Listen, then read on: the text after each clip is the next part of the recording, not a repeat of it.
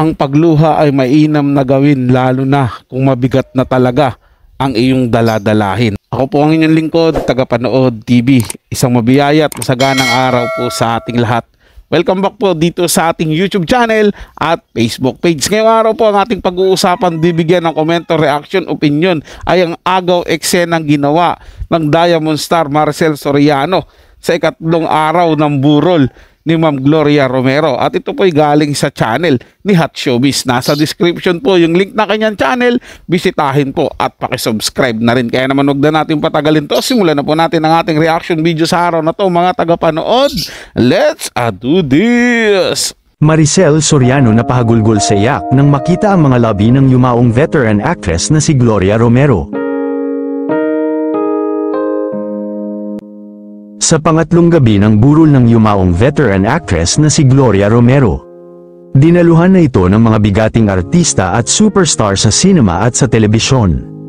Ultimo mga senador ay pinuntahan na ang naturang burol ng veteran icon actress. Spotted na pumunta si Senator Bong Revilla na kasama ang kanyang matalik na kaibigan na si Nino Mulak. Nakipagkwentuhan din ito sa veteranang kontrabida na aktres na si Celia Rodriguez.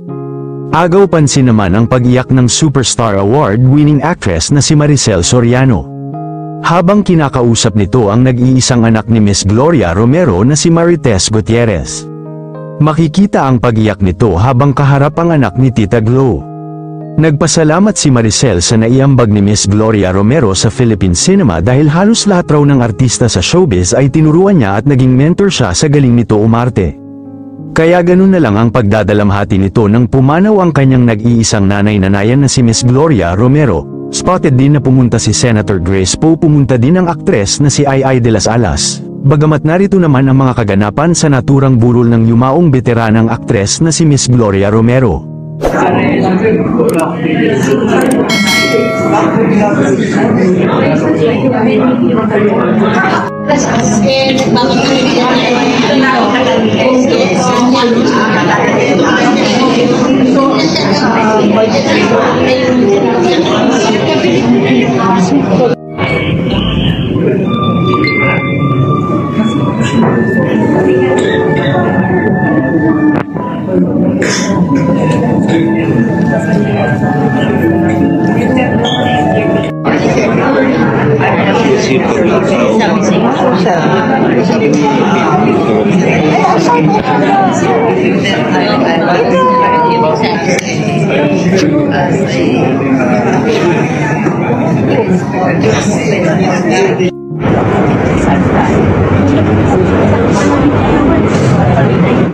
Grabe mga tagapanood, no, habang pinapanood ko po yung video nung lamay, talagang hindi maalis sa sarili ko yung para po akong kinikilabutan yung ambience nung sobrang kalungkutan po, yung panghihinayang na nawalan ka ng isang tao, nawalan ka ng mahal sa buhay. Parang ganun po yung nararamdaman ko, mga tagapanood.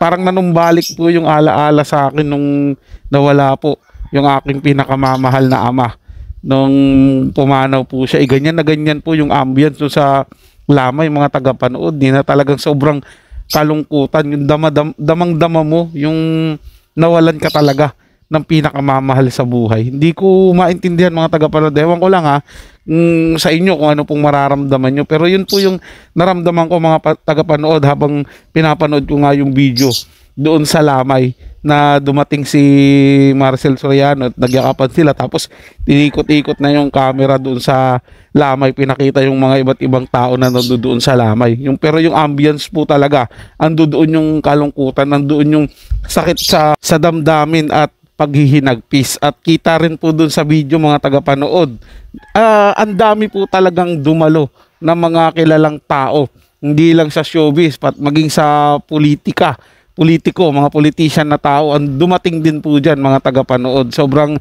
dami pong nakikiramay. So hindi na po tayo magugulat dyan dahil ganun po kakilala si Ma'am Gloria Romero, ganun po kamahal o ganun kadami ang nagmamahal sa kanya. At syempre, nakikiramay po at gusto siyang masilayan sa huling sandali. So yun lang po mga tagapanood, na may nagustuhan nyo po yung ating talakayan sa araw na to. At kung kayo bago lang po na napadaan dito sa ating channel, huwag nyo po sanang kalimutan na mag-subscribe. Hit nyo na rin po notification bell para lagi po kayong updated sa mga bago pang video na ating ilalabas. Share, like, and comment din po kayo mga tagapanood, atin yung babasahin at pupusuan. So hanggang sa muli po, ito yung Tagapanood TV.